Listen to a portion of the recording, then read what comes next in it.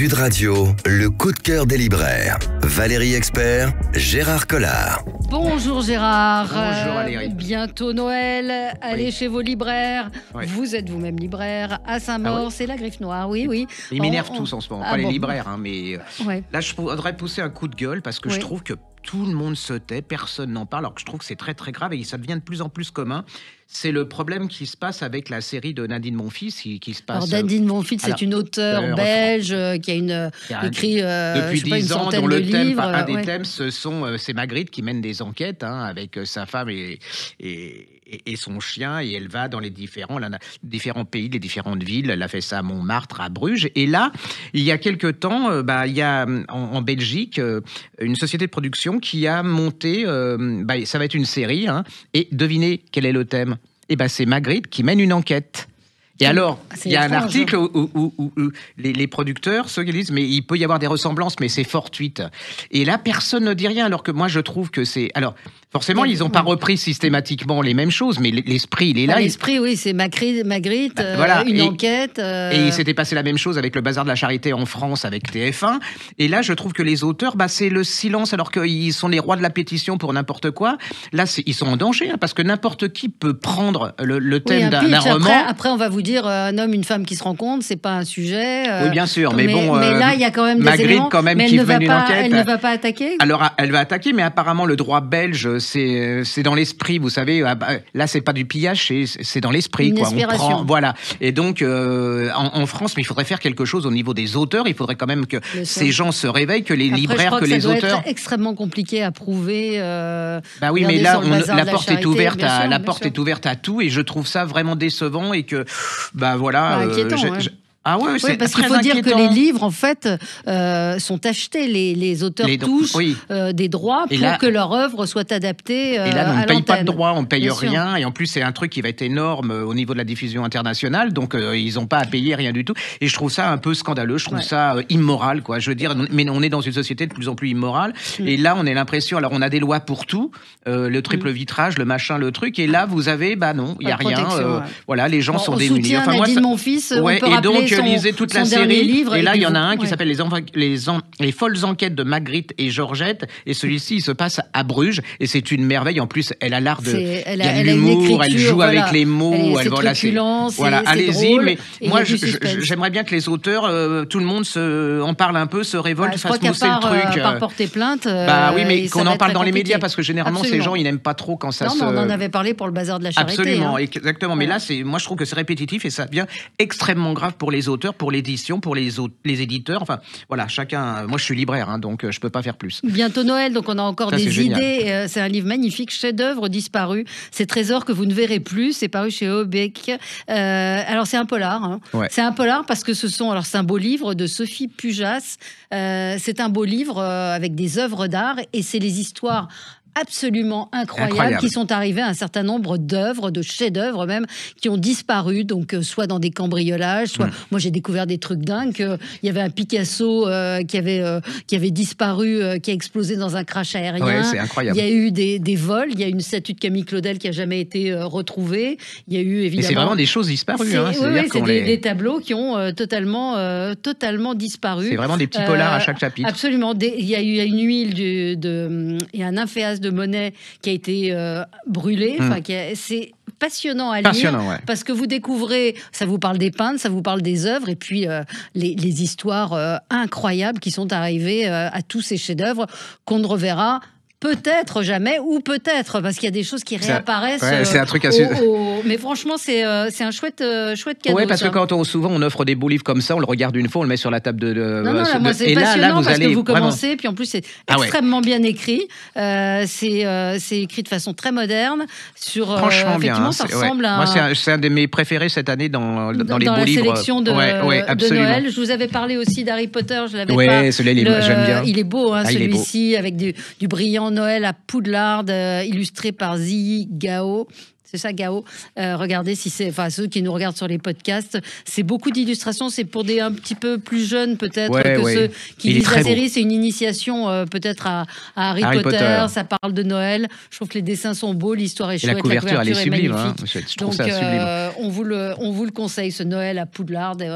C'est Harry Potter à l'école des sorciers. À Poudlard. Je vais être répétitif, mais je trouve que c'est un livre dont on avait parlé ici, que bon, pour moi, c'est un des grands événements de l'année.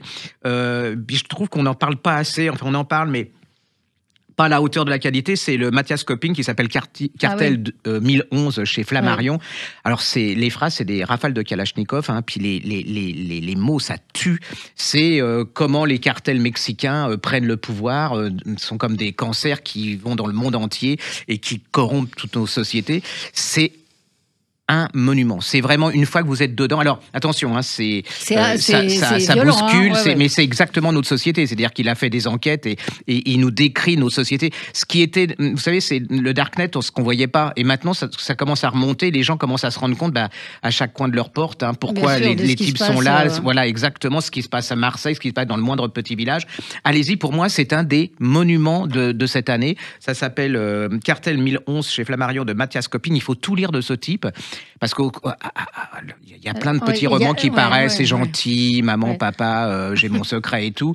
Et là, c'est vrai, non, c'est vrai, j'en ai un peu marre. J'ai l'impression qu'il n'y a plus une famille qui n'a pas un secret ou qui a été harcelée. Moi, j'ai rien eu, quoi. Enfin, je veux dire, je pourrais jamais écrire à notre époque parce que ma mère était sympa, mon père aussi, ils travaillaient. J'ai pas été harcelé et j'étais relativement heureux. Donc, mais ça, c'est un coup de poing. Ça, c'est un coup de poing, c'est une étude sociologique. C'est de l'histoire. Vous êtes au Mexique, et à travers ce polar, c'est une histoire de nos sociétés, c'est un constat lucide de notre société actuellement. Et si on fait rien, ça va être une catastrophe. Remarquez, ça commence à être une catastrophe. Et c'est un premier volet, il va y en avoir 3, je crois. Voilà. J'attends le deuxième. Les bâtisseurs, donc le titre Cartel 1011, et l'auteur s'appelle Mathias Copping. Alors il y a un autre, alors c'est l'antithèse. Je viens de le découvrir. C'est une dame qui s'appelle Sarah Bordi. Elle a écrit Nos âmes sombres, édition du Gros Caillou. Alors là, on n'est pas au Mexique, on est à Pontarlier. Alors je savais même pas où était Pontarlier, donc je vais vous dire, j'ai découvert où était Pontarlier, dans le Doubs apparemment, et c'est l'histoire c'est l'histoire de plusieurs personnages, de plusieurs enquêtes qui vont se mêler. Elle est super douée parce que apparemment l'histoire est classique, enfin l'intrigue est classique, et elle est, mais c'est son premier livre, je suis absolument... Moi, je suis extasié devant son talent. C'est-à-dire que vous avez un maire. Alors, le maire, il se traîne des casseroles, harcèlement et tout. Il y a sa femme qui se suicide qui a une tentative de suicide. Le fils, K, qui lui, il est pris entre tout ça. Il est mal dans sa peau. Il est ado et tout. Il y a quelques temps avant une jeune fille qui a disparu. Il y a un flic. Alors, lui qui est ambitieux, mais il a un secret ici. Ils ont tous des secrets. Et ça s'imbrique, vous savez. Alors, c'est des petits chapitres. Une fois que vous êtes dedans, vous ne lâchez plus. Et vous dites, mais où elle va nous emmener là. Et puis en même temps, c'est une description d'une ville moyenne française, c'est-à-dire que c'est le contraire de l'exotisme. Et alors, je suis pas sûr que ça soit une bonne pub pour Pontarlier, mais la curiosité me dit que je vais quand même peut-être aller voir comment c'est formidable. C'est franchement, si elle continue sur cette trajectoire, ça me fait penser à des classiques comme Gibel, comme vous voyez que ces grandes femmes, ces grandes. Elles ont toutes commencé comme ça, et je trouve, allez-y. Alors en plus, j'adore les éditions du Gros Caillou.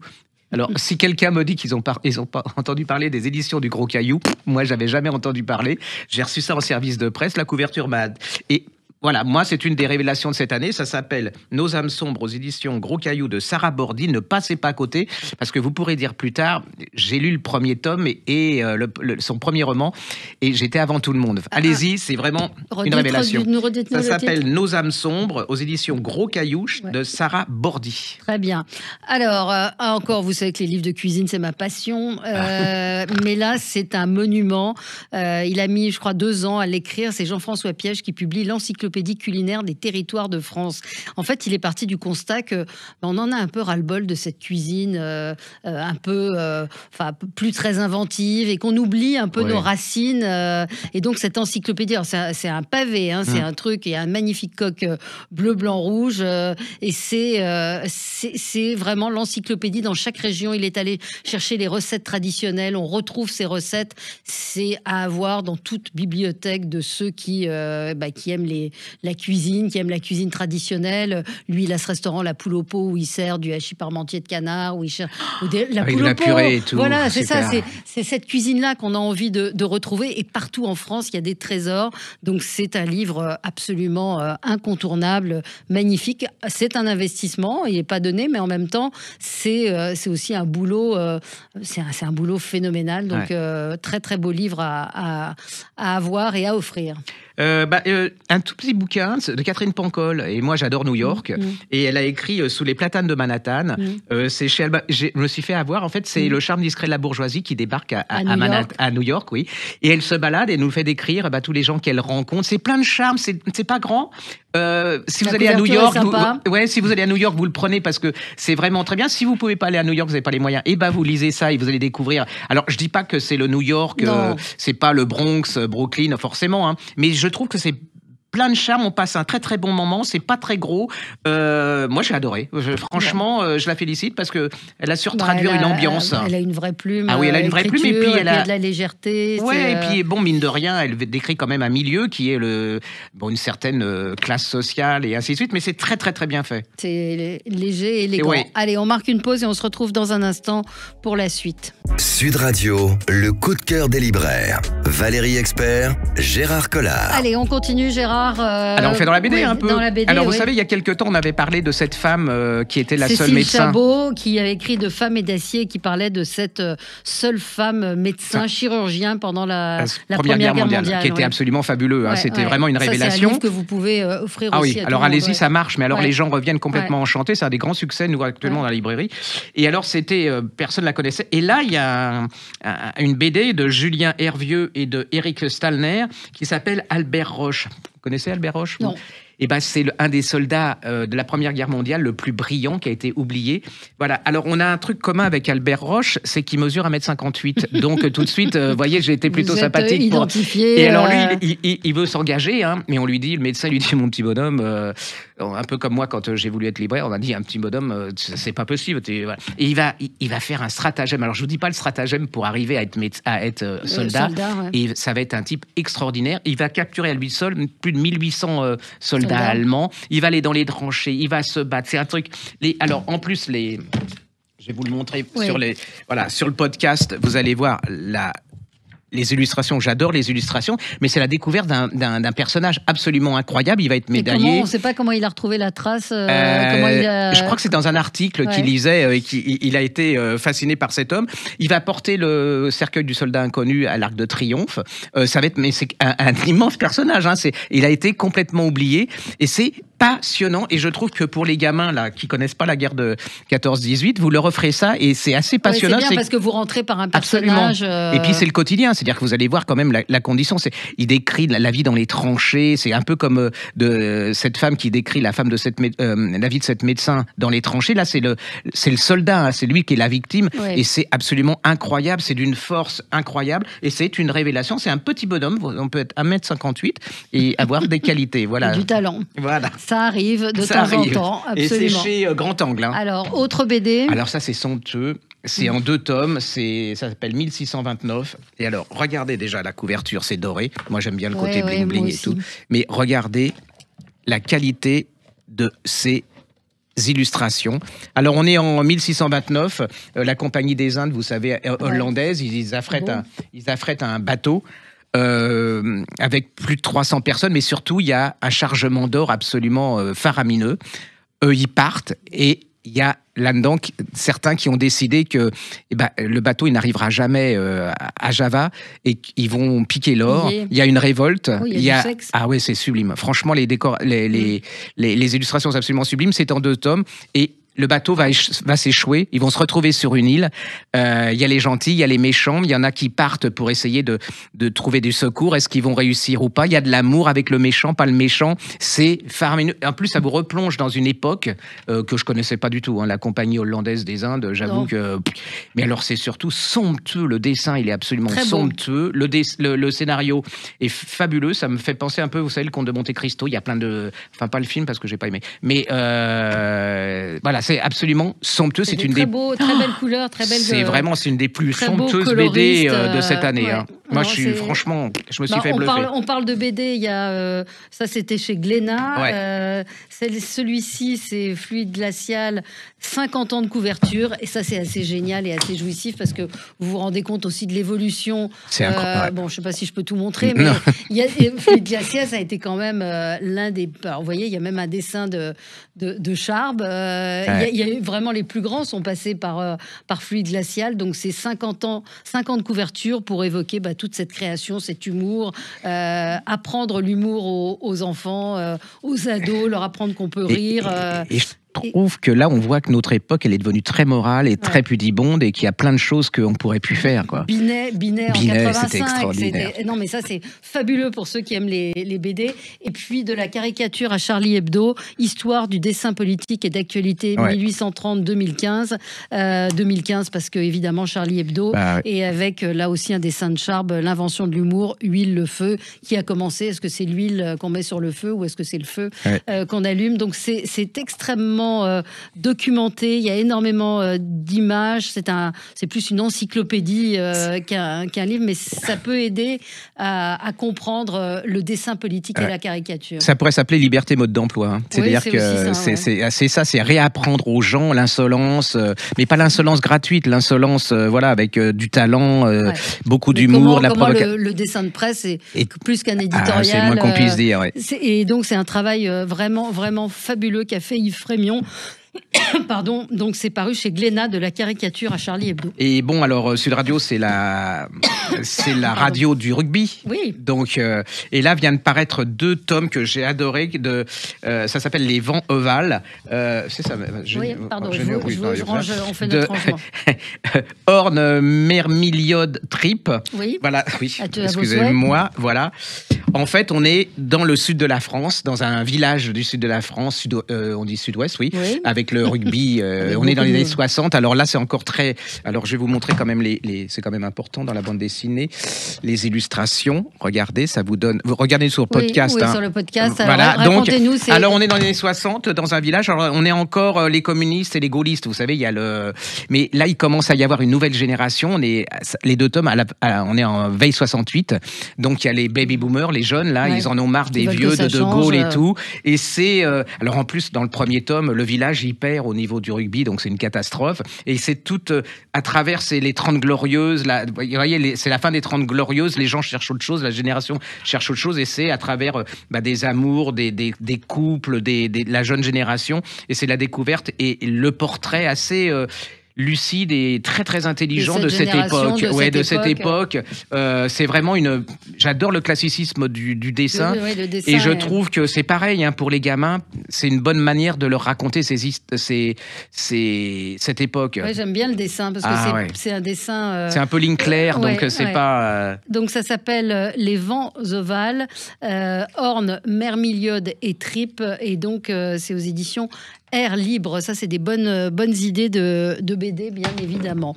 Ce livre dont je vous avais parlé la semaine dernière, Le voyage de noces d'Henri et Jenny, 31 mai, 27 juillet, c'est le temps qu'a duré leur voyage de noces. Et Alain Denizet s'est penché sur les archives, comme ça, d'un couple. Il s'est retrouvé dans une bibliothèque. On lui dit, tiens, on vient de retrouver des archives. Et dans les archives départementales d'Eure-et-Loire, et il se met à regarder. Et c'est une histoire du voyage de noces. Alors c'est ce qui vous explique dans la première partie. Puis après il y a les photos, les cartes postales. C'est génial. Et c'est vrai que le voyage de noces, moi j'ai appris plein de choses. En fait, ça a démarré à la fin dans les années 1800. Alors, c'est relativement nouveau. La plupart restaient chez eux, mais beaucoup ont fait des voyages, donc en diligence, en bateau à vapeur. Et là, c'est Blois, Poitiers, Bordeaux, Toulouse, Montpellier, 32 étapes. Et c'est ces petits cahiers qui ont été retrouvés. Et j'ai l'impression, je suis un peu comme si vous retrouviez les cahiers de votre grand-père et que vous lisiez ça. C'est vous dire, ils ont fait ça. Et puis, c'était quand même pas n'importe quoi. Je veux dire, c'était une expédition. C'était pas comme maintenant, il n'y avait pas le TGV. C'était vraiment... Puis alors, le fait de mettre les photos, les lettres, tout ça, je trouve ça super. Franchement... Et puis, c'est des descriptifs de l'époque. l'époque. Lyon, 22 juillet, Monsieur Boisard, la place des terreaux, quoique petite et très belle et très régulière. Ouais, j'adorais. C'est vraiment, et puis les photos.